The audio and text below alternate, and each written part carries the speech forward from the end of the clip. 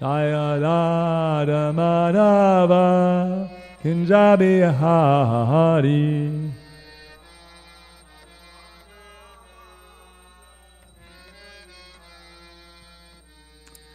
Gopidana Balaba Girivaradari.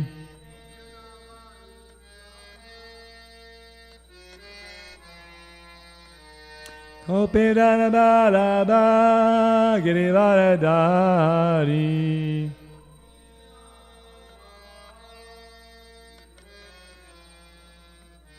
Yashoda Nandana Brajadana Ranjana.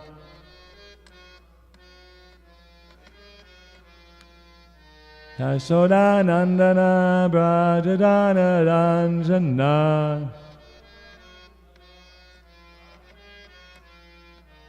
Tamuna Tira Vanachari.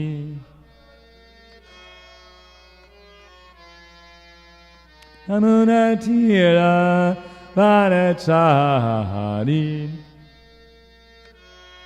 Vanachari. Ayadada Madhava Kinjabihari.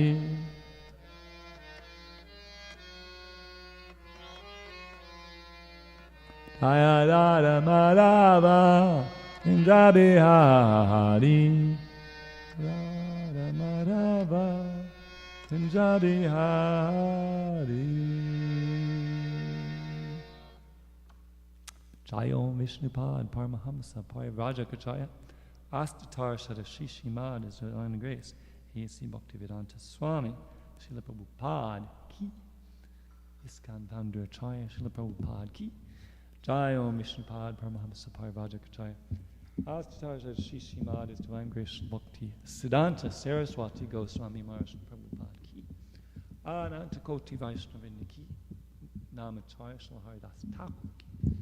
Famous goes Sri Krishna Chaitanya, Prabhu Nityananda, Sri Advaita Gadadhar, Shiva Sadi Gaur Bhaktivinoda Ki. Sri Radha Krishna, Gopa Gopinath, Shamakunda, Radha Kunda Giri Govardhan Ki. Vrindavan Dham Ki. Navadvip Mayapur Dham Ki. Jagannath Puri Dham Ki. Ganga Maya Ki. Yamuna Maya Ki Jai. Tulsi Devi Ki Jai. Bhakti Devi Ki Jai. Yamuna Maya Ki Jai, Ganga Maya Ki Jai, Samaveda Bhaktivinoda Ki Jai, Gaur Premanandi. All glories to the assembled devotees, Hare Krishna. All glories to the assembled devotees, Hare Krishna. All glories to the assembled devotees, Hare Krishna. All glories to Shishi, Guru, and Gauranga. So we're reading from the Śrimad Bhāgavatam today, Canto 3, entitled The Status Quo. And we're in chapter 16. Chapter 16 is entitled The Two Doorkeepers of Vaikuntha, Jai and Vijay, Cursed by the Sages. So, I'm not even displaying the verse these days. I will chant the verse that Brahmanyasya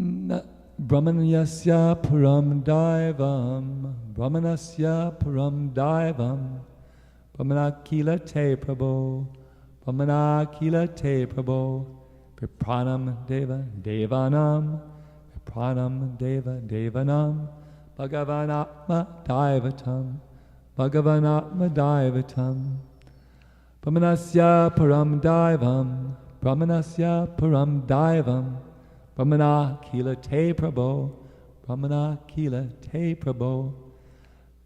17, 3:16, 17.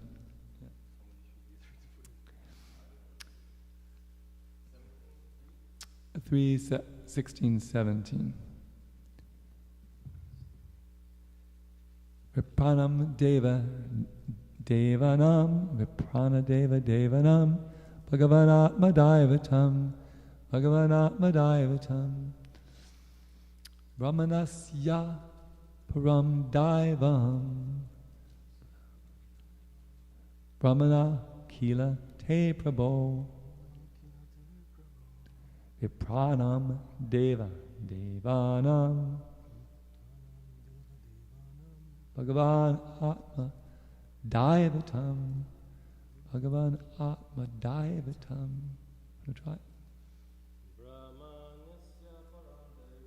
Brahmanyasya Pram Daivam Brahmanakilate Prabhu Vipranam Deva Devanam Bhagavan Atma Daivatam.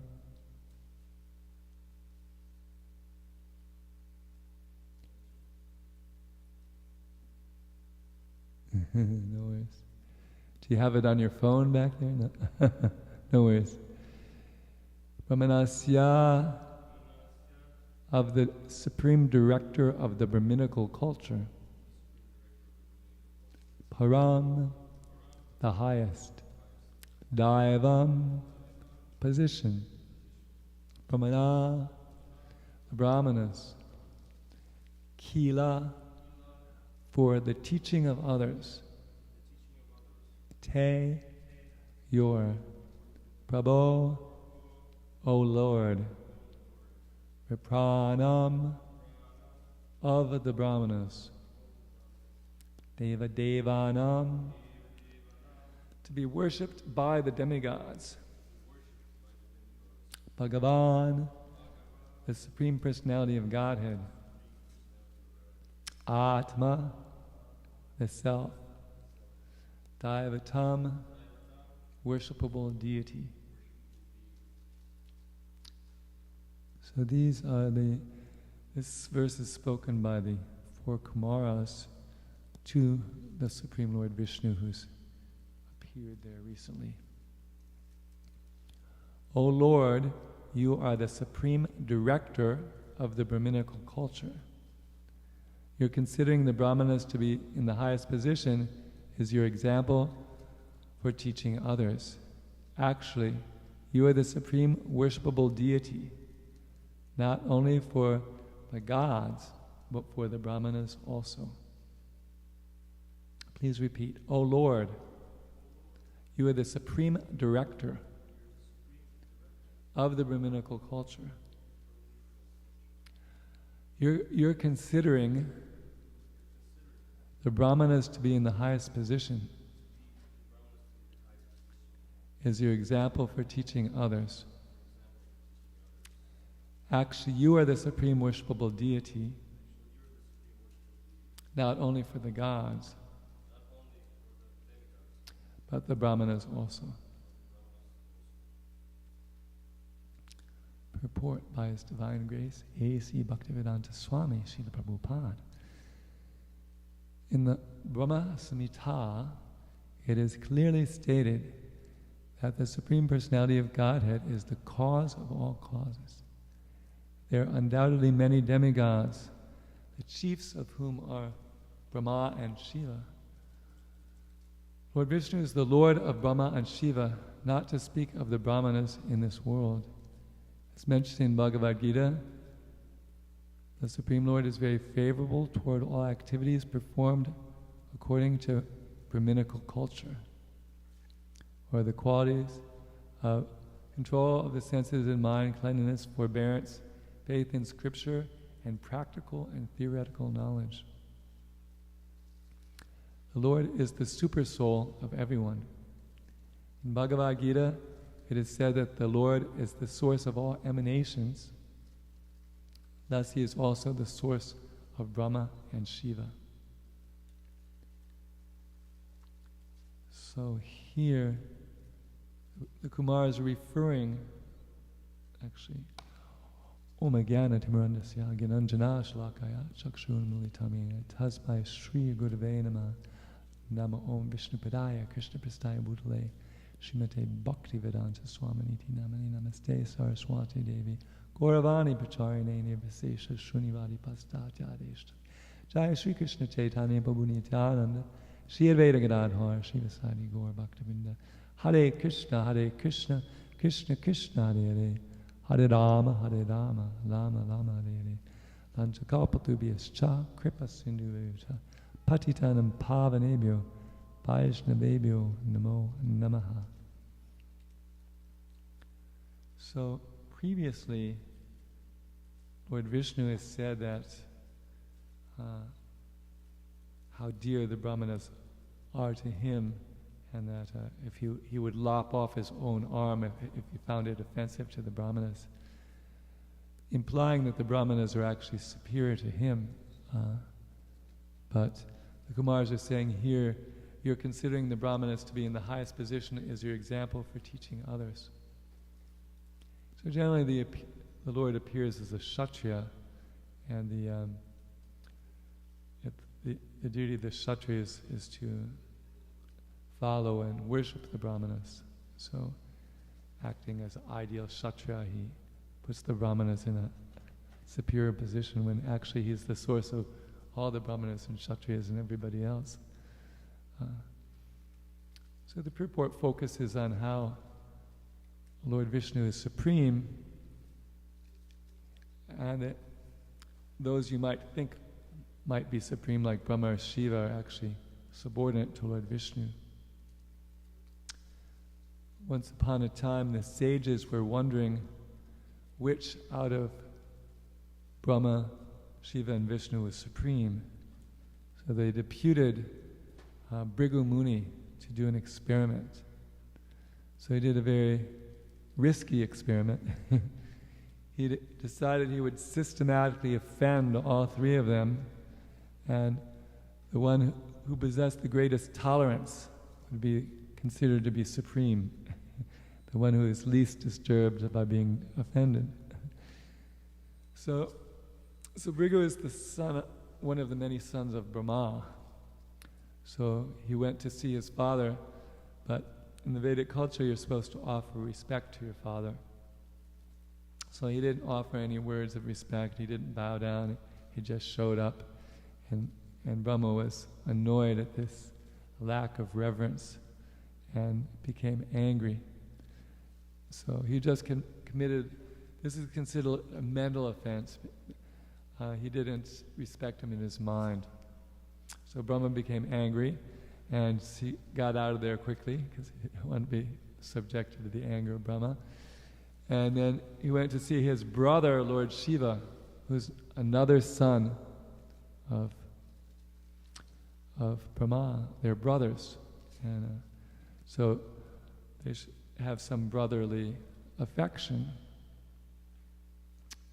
But when he saw Lord Shiva, he considered him disgusting because he had ashes from the crematorium and skulls around his neck, and he insulted him for his association with ghosts and ghostly qualities, and Lord Shiva became very angry, actually so angry that he was about ready to kill Bhrigu Muni, but his wife Parvati, who was more in the mode of goodness, prevented that. So you know the story about Bhrigu Muni testing the different. It's a nice story, yeah. So the sages couldn't figure out whether Brahma, Vishnu, or Shiva was supreme. And so Bhrigu went to each of them, and he decided he would offend them and see that the person who was most tolerant was obviously supreme. So he offended Brahma by not bowing down to him, because Brahma is his father, and he's supposed to show respect to your father. And he offended Shiva by criticizing his outward appearance and his appearing like related to the ghosts in hobgoblins. And so Lord Shiva became very angry at this, and so he left Lord Shiva, and then he went to see Lord Vishnu. He was very highly qualified. Not everyone can go to Vaikuntha and see Lord Vishnu. So he went to Vaikuntha to see Lord Vishnu, and he kicked Lord Vishnu in the chest, which is actually inconceivable. So he offended Brahma in his mind, and he offended Shiva by his speech, but he actually kicked Lord Vishnu. So Lord Vishnu took his foot because the feet of the brahmanas are considered very... And he massaged his foot saying, I apologize that my chest is so hard, you must have hurt your foot, let me massage it. So then he realized that Lord Vishnu was supreme, and he went back and he told the sages. So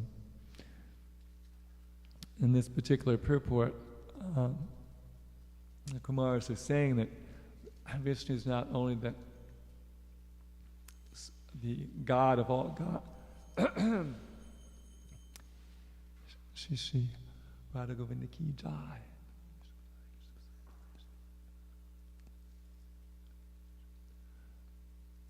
That Lord Vishnu is the God for all, who's above all the demigods, and also the God who's worshipable by the brahmanas. So Prabhupada stressing how Vishnu is supreme, and that even the great demigods, Brahma and Shiva, are subordinate to Vishnu. So that's a pastime where that is revealed, that Lord Vishnu has the quality of tolerance, which is one of the transcendental qualities, to a superior degree beyond that of Brahma and Shiva. So sometimes there's a whole branch of Hinduism called Shaivism, where they worship Lord Shiva, the Shaivites. And because there's references in the Shiva Purana to Shiva being supreme, there's 6 Puranas for people in the mode of ignorance, 6 Puranas for people in the mode of passion, 6 Puranas. There's actually 5 Puranas for people in the mode of goodness, and 1 spotless Purana for the people in the Śrimad Bhāgavatam. So in the Shiva Purana and other of the Puranas in the mode of ignorance, Shiva is promoted as being supreme, because the people in the mode of ignorance, they can't actually stick to the worship of Lord Vishnu, as we notice from time to time. And therefore they're advised to worship Lord Shiva, which they can stick to, and they can gradually be promoted. But it's not like Lord Shiva is actually supreme. Actually, there's one guy who comes to some of our programs, the Tuesday program and Saturday program. He had some connection with Lord Shiva before he came to Krishna consciousness. So, I can't remember his name. He was here last night. He has a young black guy who comes to our programs. I was sitting with him last night. Remember? At any rate, I think you're at the table behind me. At any rate, he has some affection for Lord Shiva. So I was thinking recently of all the places in the Śrimad Bhāgavatam where it's very clear that Krishna is superior to Shiva, and that there's at least 4 of them. One is the song sung by Lord Shiva in the 4th canto, and one is there's in the 8th canto, there's the Leela of Mohini Murti, where the Lord assumes the form of a very attractive woman, so attractive that she even bewilders Lord Shiva. So that shows that Shiva is subordinate to Vishnu. And then also in the 10th canto, there's several leelas, 2 of which I remember. One is the leela of Banasura. So Banasura was a demon, and he worshipped Lord Shiva, and he wanted to, as demons do, he liked to fight. And he got the boon from Lord Shiva of having 1,000 arms, so he could operate 500 bows at once. And Sadhuputta Prabhu explains that there must be additional dimensions, because in 3 dimensions you can't have, 1,000 arms. But if Sadhuputta Prabhu, the scientist, explains, having a PhD in mathematics, explained that if you have additional dimensions, then you can accommodate all these different numbers of arms and like that. So, but he was having difficulty because he couldn't find a suitable combatant, because people were afraid of fighting with him.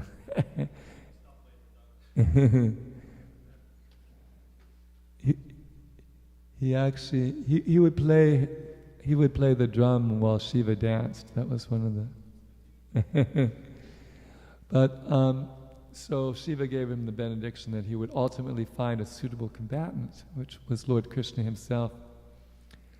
Another benediction he got from Lord Shiva was that Lord Shiva would actually act as a guard for his city of Shonitapur. So he got in this fight with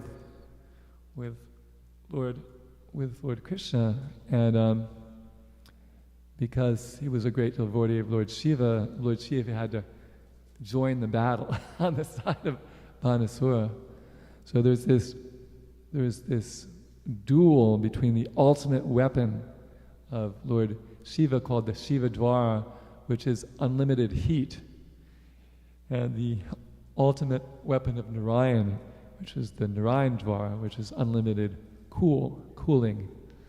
And the Shiva Dwara's temperature gradually reduces until he's freezing to death. And he takes shelter of Lord Narayan. And then the battle continues, and Lord Vishnu, or in the form of Krishna, is using his Sudarshan chakra to chop off 996 of the 1,000 arms, leaving him with 4 arms. And so then in that chapter, there's all these nice prayers by Lord Shiva about how Lord Vishnu is supreme.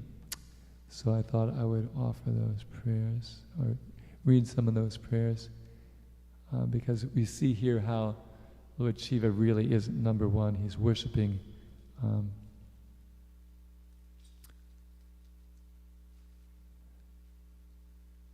so the weapon of Shiva offers prayers, and Shiva himself offers prayers. Here's some of the prayers of the weapon, the Shiva Dvara weapon. My dear Lord, I offer my respectful obeisances unto you because you have unlimited potencies. No one can surpass your potencies, and thus you are the Lord of everyone. Generally, people consider Lord Shiva the most powerful personality in the material world. But Lord Shiva is not all-powerful. You are all-powerful. This is factual. And then Shiva himself later on offers some more prayers.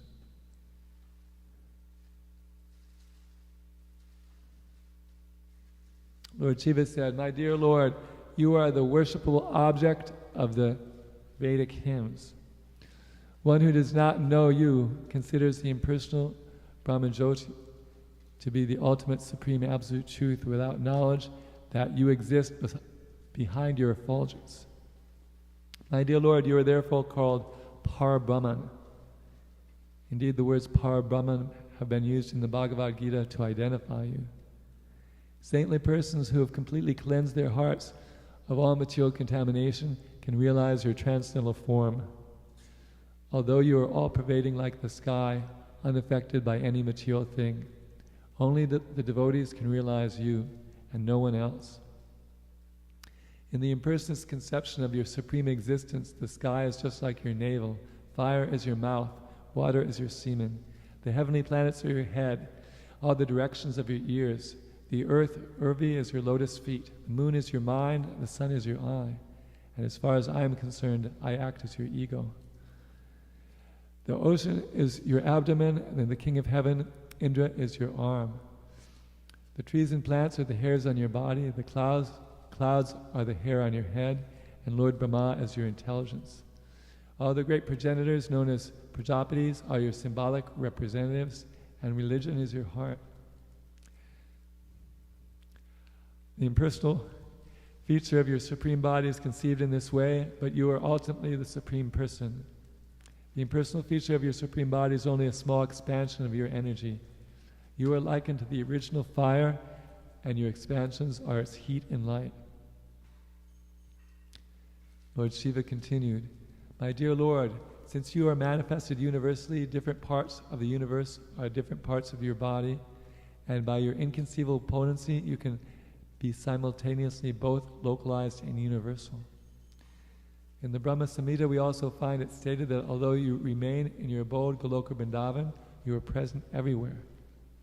As stated in Bhagavad Gita, you appear in order to protect your devotees, and thus your appearance indicates good fortune for all the universe. All the demigods are directing different affairs of the universe by your grace only. Thus the 7 upper planetary systems are maintained by your grace. At the end of creation, all manifestations of your energies, whether in the shape of demigods, human beings, or lower animals, enter into you. And all immediate and remote causes of the cosmic manifestation rest in you without distinctive features of existence. Ultimately, there's no possibility of distinction between you and any other thing on an equal level with you or subordinate to you. You are simultaneously the cause of this cosmic manifestation and its ingredients as well. You are the supreme whole, one without a second. In the phenomenal manifestations, there are 3 stages: the stage of consciousness, the stage of semi-consciousness and dreaming, and the stage of unconsciousness. But your Lordship is transcendental to all these 3 material stages of existence. You exist, therefore, in the 4th dimension, and your appearance and disappearance do not depend on anything beyond yourself. You are the supreme cause of everything, but of you there is no cause. You yourself cause your own appearance and disappearance. So these are some of Lord Shiva's elaborate prayers glorifying Lord Vishnu as supreme. So occasionally we meet people who think Lord Shiva is supreme, so we can always direct them to these different places in the Bhāgavatam where it's elaborately shown how Lord Vishnu is supreme. There's another pastime in chapter 88 of the 10th canto, which is the pastime of Vrikasura. So Vrikasura, you know the pastime of Vrikasura? Vrikasura is a demon, and what he would do is he asked, I think, Narada Muni which deity was most easily satisfied. And he learned that was Lord Shiva. He's called Ashutosh, one who's easily pleased.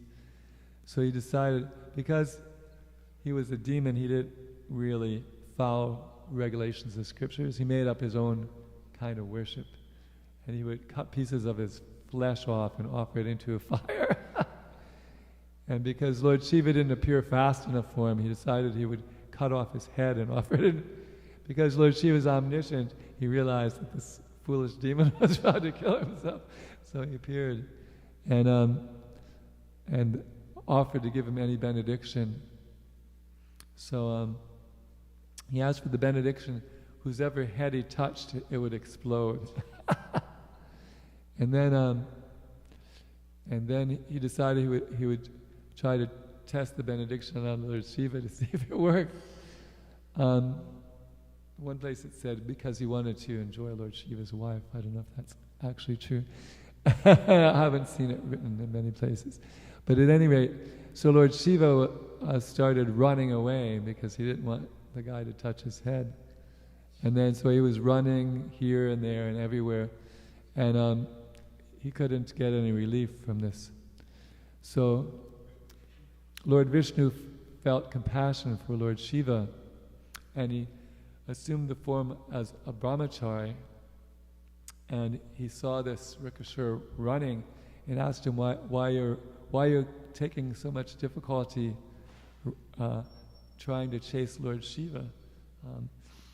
And he explained, what he did was, he said, I don't actually believe, because Lord Shiva has this habit of associating with these people from the crematorium and ghosts and spirits. I don't actually believe that benediction that he gave you will actually work.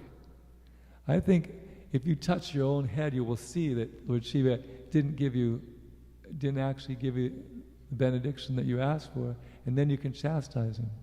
So so he completely bewildered him by these words, you know. So he touched his head and it exploded. And so that's another pastime where it's shown that Lord Shiva is superior. Lord Vishnu is superior to Shiva. So different places in the Bhāgavatam Purana, it's very clear that Shiva is subordinate to Vishnu, and actually there's one verse toward the very end where it's indicated that Lord Shiva is the greatest of devotees. In that verse, which I will quote for you once I look it up, usually they just quote the line about Lord Shiva, Vaishnavanam Yata Shambhu, which basically indicates of all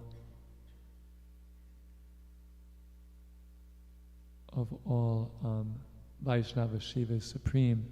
But that it comes in a verse that glorifies other things that are supreme in their own particular categories. And let's see if I can find it here. It's in the last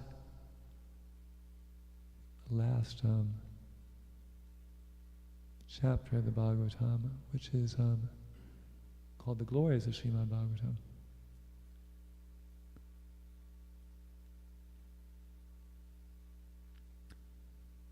So that actually the Bhāgavatam is being glorified.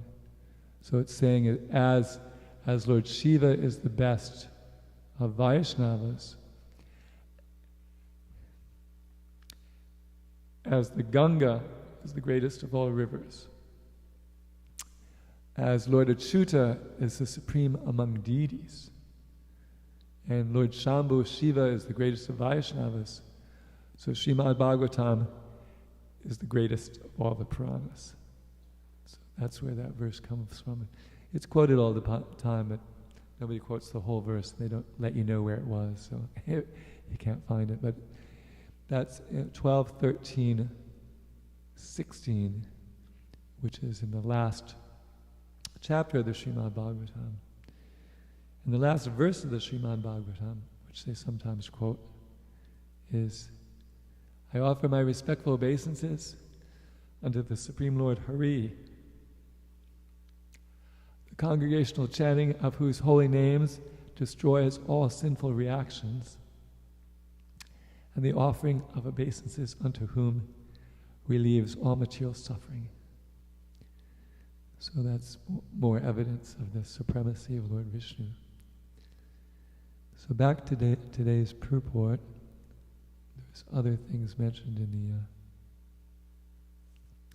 purport. So Prabhupada starts out the purport. This is 3:16-17, saying how in the Brahma Samhita it clearly says that Supreme Personality of Godhead is the cause of all causes.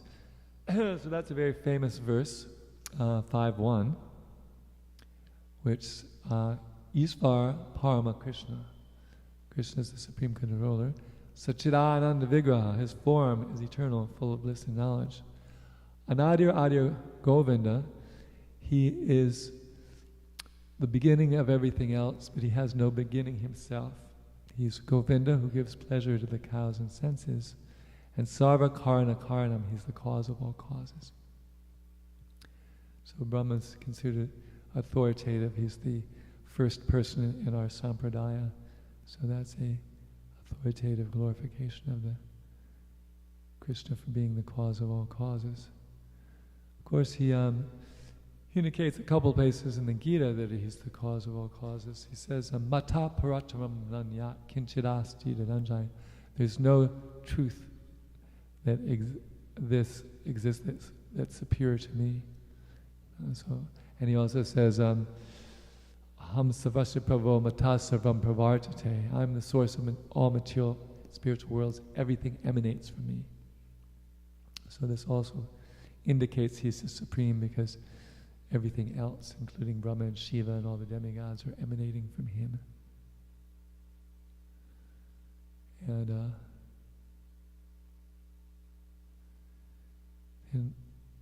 Prabhupada paraphrases the verse talking about the qualities of the Brahmanas from Bhagavad Gita, saying how the brahmanas, the activities of the brahmanas are very dear to Krishna. As mentioned in the Gita, the Supreme Lord is very favorable toward all activities performed according to Brahminical culture, or the qualities of control of the senses and mind, cleanliness, forbearance, faith in scripture, and practical and theoretical knowledge. So those are the qualities of a brahmana and the qualities of the mode of goodness. And the mode of goodness is glorified because one can attain the transcendental platform from the mode of goodness. There's a nice verse describing happiness in the mode of goodness, which is in the Bhagavad Gita chapter 18. And it's 18, I think it's 39. No, that would be ignorance, it would be 37. Yadagre tadvishamiva paraname vrtopamam tatsukam satvikam proktam atma buddhi prasadajam. That which in the beginning may be just like poison, but at the end it's just like nectar, and which awakens one to self-realization, is said to be happiness in the mode of goodness. So that's that statement. It awakens one to self-realization. Happiness in the mode of goodness. Actually, there's another reference to that in the beginning of the in the preface to the Nectar of Instruction.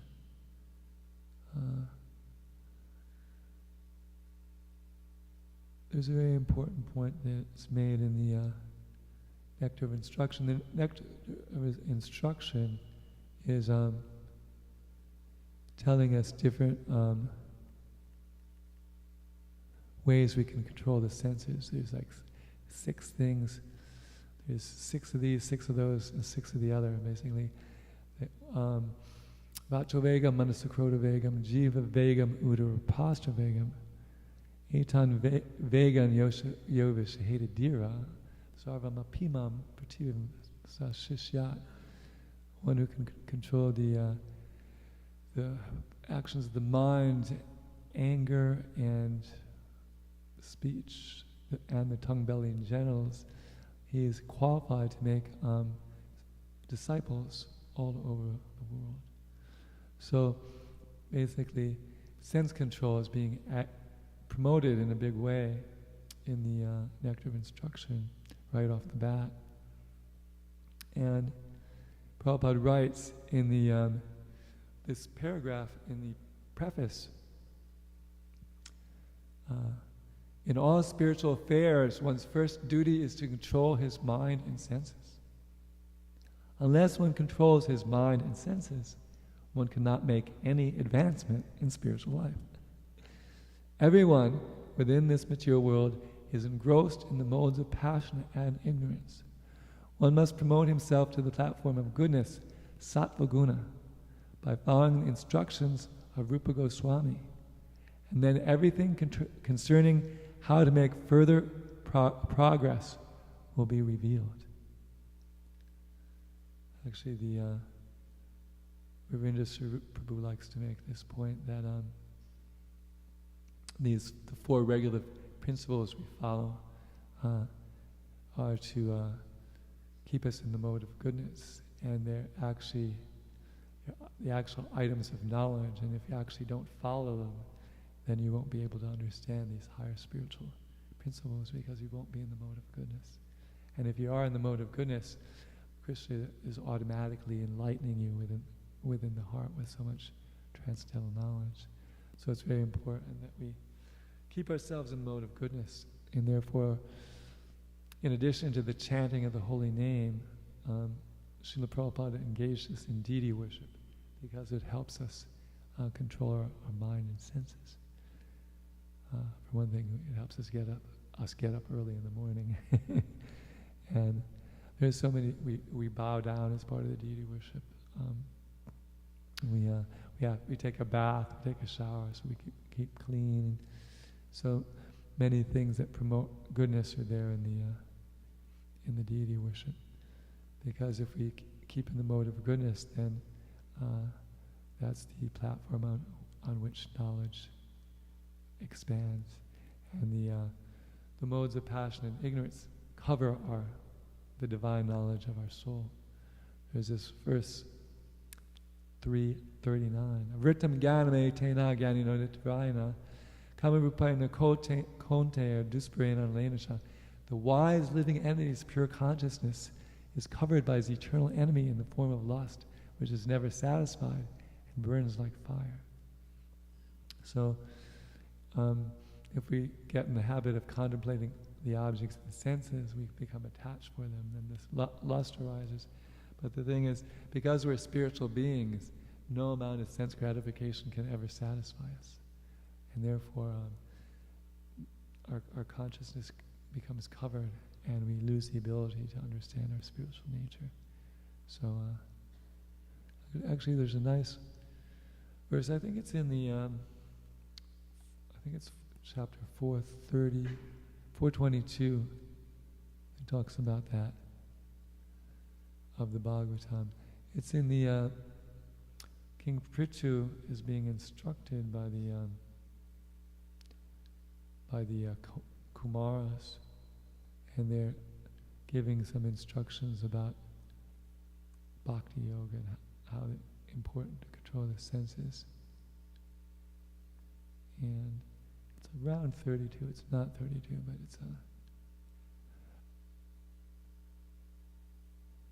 it tells how one gets lost in sense gratification.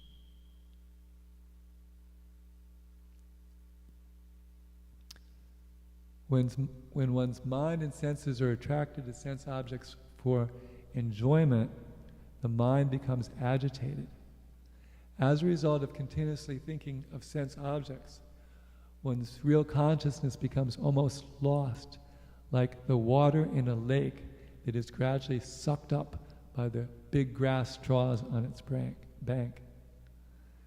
When one deviates from his original consciousness, he loses the capacity to remember his previous position or recognize his present one.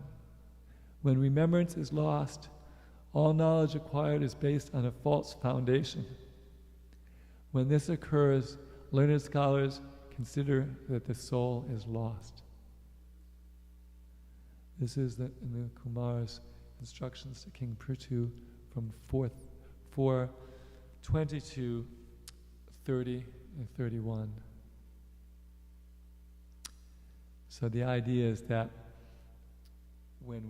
if we allow our mind to meditate on the objects of the senses, we become, our consciousness is covered. It's sort of like elaborately explaining how that happens according to Bhagavad Gita. And then there's this really powerful verse that 32. There's no stronger obstruction to one's self-interest than thinking other subject matters more pleasing than one's self-realization. Yeah, 32. So that's, so we see we have Śrimad Bhāgavatam class in the morning, which is, we're meant to be talking about self-realization, and we see how many people are attending. So if we're not attending Bhāgavatam class because we think something else is more pleasing than our self-realization, and that's the greatest obstruction to our self-interest. Of course, somebody may have some bona fide service they're doing, and they may be hearing another class on the Bhāgavatam that's at least as good or better than mine. So they're okay. But so this, the first two items that Krishna gives of the Brahminical qualities, samadhamma, are mind control, sama, and dhamma, sense control. So this is very important because it helps us come to the platform of goodness. And therefore there's so many instructions about the platform of goodness in Bhagavad Gita, because if we situate ourselves in goodness, then we can ascend to the transcendental platform, whereas if we remain in passion and ignorance, we won't actually progress. Yeah. So it's good to allow some time for questions, even though there aren't very many questioners. I guess I could, you're welcome to call in questions. Hare Krishna. Haribol. If you call me online, if you call me at 850-228-6500, I will answer your questions. That's 850-228-6500. Yes? Hare Krishna. Thank you for the interesting lecture. You touched so many points, and coming from Lila Katha of Lord Shiva down to these like utmost important topics of our consciousness. And there's some questions, I've been also pondering for some time. And so basically, it is said that it is due to this lust that we are getting entangled. And it's really in this verse. So like the lake is sucked out by the grass on the banks. But like the lake is so much bigger, can it really be sucked out? Well, it all depends on the size of the lake, of course. So obviously they are talking about a small lake. Yeah, but it's so basically it means that our original consciousness is just like we are lost in the object of sense gratification. Right. Like first what happens is that when we lose the yoga with Krishna, with the spiritual reality, we start basically coming in the yoga, in this connection with this material reality, right? And then in that process, we are like our consciousness, like what happens? It just covered, it gets shifted, or like, and what happens, especially when you start getting like openings, and it's just like you start kind of like a curtain kind of pulls back, but then it also somehow or other it falls down. Like, what is the real process of when you find that, when you see that it's palpable already, that process when you're following, what to do is just to really stay on track and not fall down. Like what is the basically my question is, what are the further steps? Like first steps, like when we realize that, and when with our practice we start getting glimpses of that reality. But then what to do that just to completely keep it always with you and not lose it? Ito nischalati manas chanchalam astaram tatastato niyamyetad atman eva vashamnayat. Lord Krishna says in the Dhyana Yoga chapter 626 that wherever the mind wanders due to its flickering unsteady nature, one must certainly bring it back under the control of the self. So basically, when we notice the mind is wandering to a sense gratification, the ideal situation for a devotee is to always have some service that he is doing at every moment, right? We go from one devotional service to another devotional service to another devotional service. And we spend our whole day going from one devotional service to another, and we absorb our mind in the service that we're presently doing. Like, I'm giving class and you're hearing class, and then our mind's fully engaged. We don't have time to contemplate the objects of the senses because we're fully engaged. And then when we're chanting japa, we're trying to hear every syllable of the holy name. We're trying to remember the name is non-different from Krishna. We're trying to remember that the goal of this chanting is love of God, and we're completely absorbed in that. So the way we basically Prabhupada was describing sort of an active samadhi, where one's mind is always absorbed in Krishna's business, and therefore we're so busy with Krishna's business we have no time for Maya's business. So that's basically so. But the thing is, it's not like we can't make it of our own. We can't put our mind by ourselves in a state where it's going to stay fixed on Krishna. That's Krishna's mercy. But we can follow Krishna's instructions to, whenever it deviates, put it back, And then when Krishna is kind to us, he will withdraw the material energy from us. But until then, we have to keep practicing, bring it back, and if we become lackadaisical, it's described in the Bhagavad Gita, Dayata Vishayam Pumsam, Sangas Teshu Bhajayate, Sangat Sanjayate Kama, Kama Kroda Bhajayate, Kroda Bhavati Samoha, Samoha, Smriti Vibrama, Smriti Brahmashat, Buddhinasho, Buddhinashat Pranashati, which is 262, and I'll read it, because while contemplating the objects of the senses, a person develops attachment for them, and from such attachment lust develops, and from lust anger arises. So the idea is we have to stop contemplating the objects of the senses before we develop attachment for them, because once we develop attachment, it's harder, and then if we let the attachment proceed into lust, it becomes even harder. So the intelligent transcendentalist stops contemplating the objects of the senses as soon as he notices what his mind is doing it. And then he's always liberated, So it's basically a 24-hour day job, bringing the mind back to the service that we're supposed to do and the details of that service at every moment. But we can pray to the Lord for help, or we can pray to the Guru for help, and we can ask the senior devotees for tips and stuff like that. But the nature of the mind is, to us, because we're conditioned for so many births, is to chase after the sense objects. So you're explaining the process, how to work with the mind, and you keep saying we have to, we. We're the soul. Yeah. So, but the question is, when we go deeper, when we start saying like, Keami, who am I? If I'm to do this, but who am I? Like first, shouldn't we just first get rid of ahankara, of the false ego? It's only from that real platform, from that real identity, that we see the past, and we can say like, mind, I'm not you, because at the present state, like I feel I am, when I say I am the one that was built by this mind.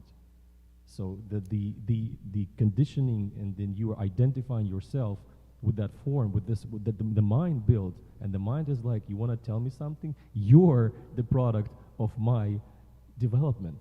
So like you're basically, when you're trying to think something like that, and you realize that you're powerless because the mind has been controlling you the whole life, and like now you want to order it something. It's like mind is like, are you serious? Yeah. Well, it's therefore Arjuna said in his that in 634 that it's more difficult to control the mind. The mind is obstinate, stubborn, restless, very strong. It's more difficult to control than the wind, right? And it's even described more in the song of the Avanti Brahmana, which is in the 11th canto, I believe, is a very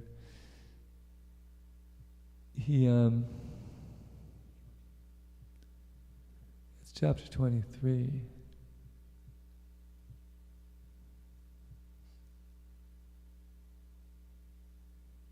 So there,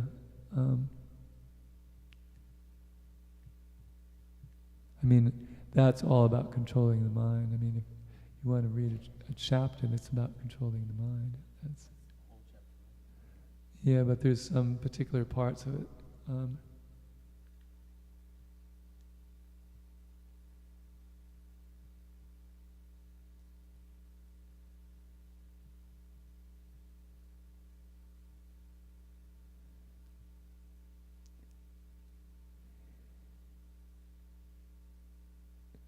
These brahmanas said, these people are not the cause of my happiness and distress, neither are the demigods, my own body, the planets, my past work or time. Rather, it's the mind alone that causes happiness and distress and perpetuates the rotation of material life.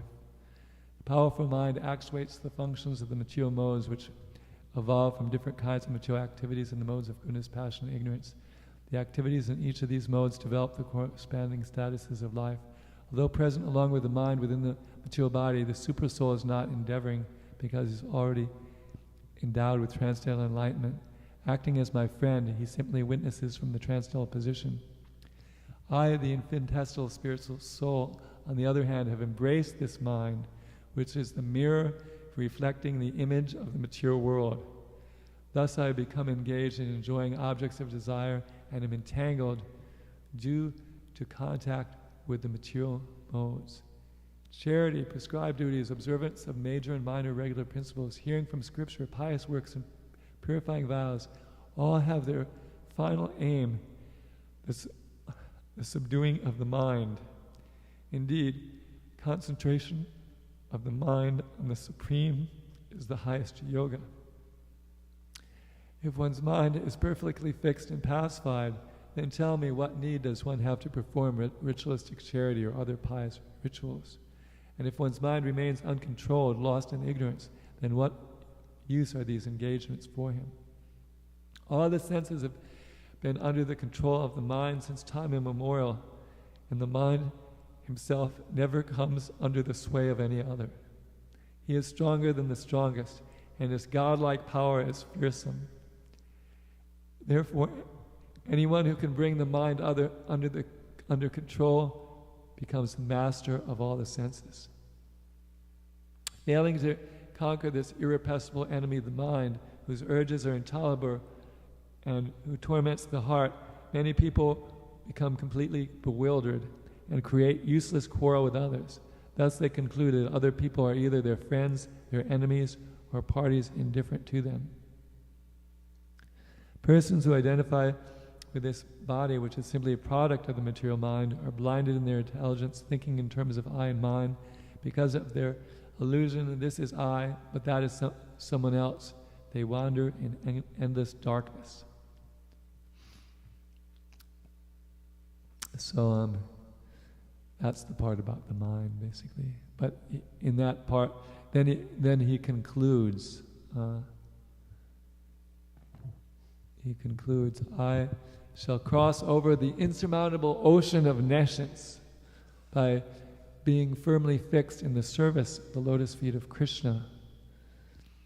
This is approved by the previous acharyas who were fixed in firm devotion to the Lord, Paramatma, the Supreme Personality of Godhead.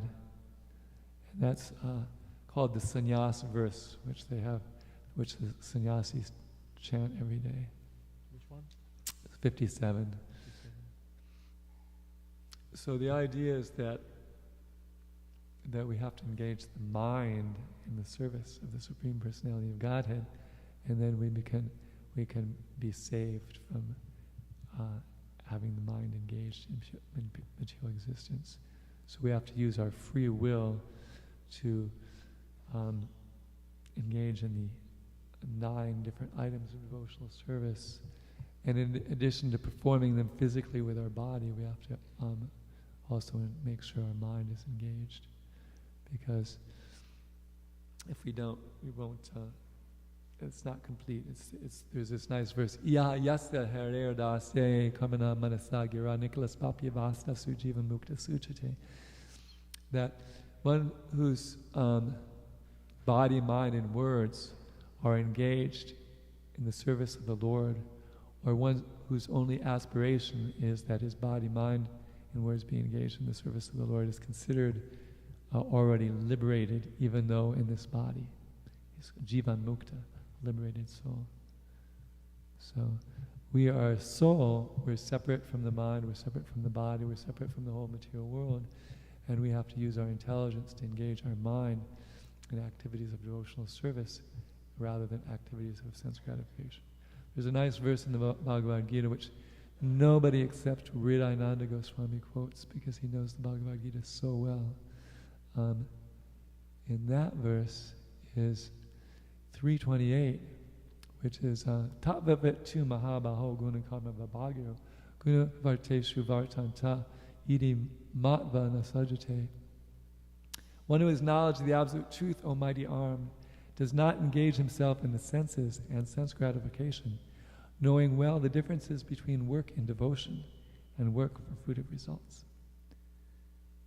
So we have to end here because it's 4 minutes after 9.